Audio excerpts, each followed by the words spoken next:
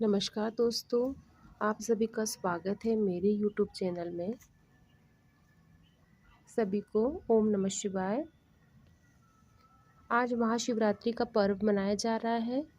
इस दिन भक्त अपना ज़्यादा से ज़्यादा समय शिव की भक्ति और उपासना में बिताते हैं। वहीं कई श्रद्धालु इस दिन व्रत भी रखते हैं, लेकिन क्या आप जानते हैं कि इस व्रत में एक कथा पढ़ना ज़रूरी माना गया है। धर्म ग्रंथों में शिवरात्रि की बड़ी महिमा बताई गई है। जो श्रद्धालु इस व्रत को पूरी श्रद्धा के साथ करते हैं, उनके जीवन में तमाम बाधाएं दूर हो जाती हैं। साथ ही साथ सुख समृद्धि में वृद्धि होती है।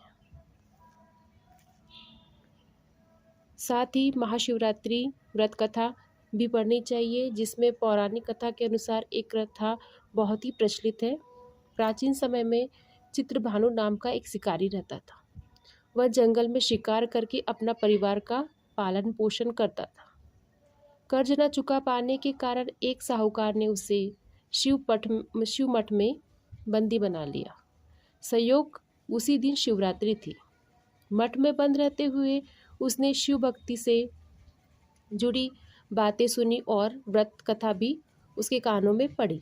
संध्या के समय में साहूकार ने उसे बुलाकर कर्ज चुकाने के लिए कहा। शिकारी ने अगले दिन पूरा ऋण चुकाने का वचन दे दिया। साहूकार ने उसे छोड़ दिया। भूख और प्यास से व्याकुल शिकारी शिकार की तलाश में जंगल की ओर निकल पड़ा। सूर्यास्त का समय था।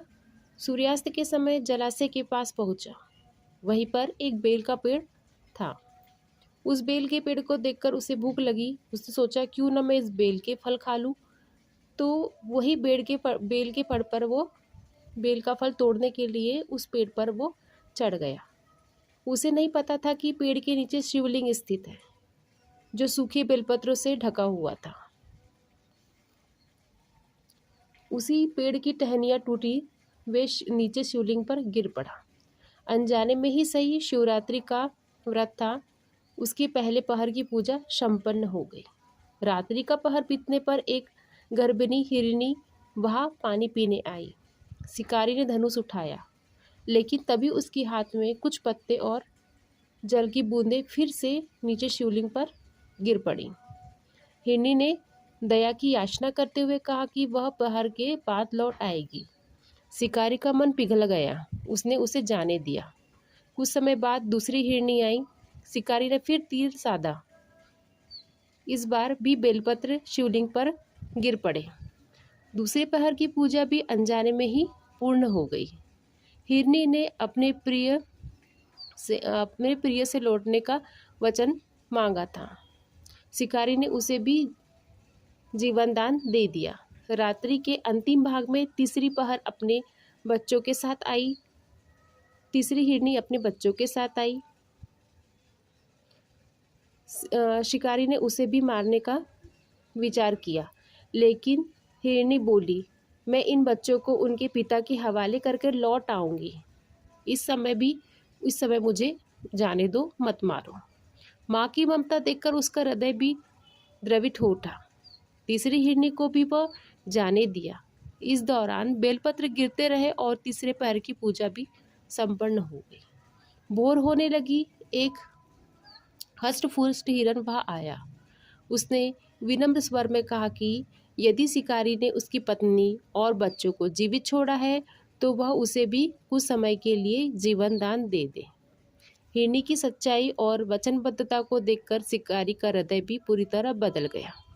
उसने धनुष बाण त्याग दिया।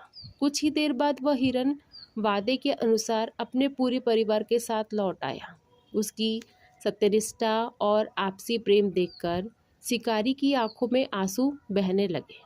उसने प्रण लिया कि वह जीवन में अब कभी हिंसा नहीं करेगा। उसी क्षण देवता ने उसकी परीक्षा को सफल माना। तभी भगवान शिव प्रकट हुए और शिकारी को आशीर्वाद दिया। उसकी करुणा से प्रसन्न होकर उसे नया जीवन पथ अपनाने का वरदान दिया और उसे गुह नाम प्रदान किया। यही गुह आगे चलकर भगवान श्री राम का सखा बना।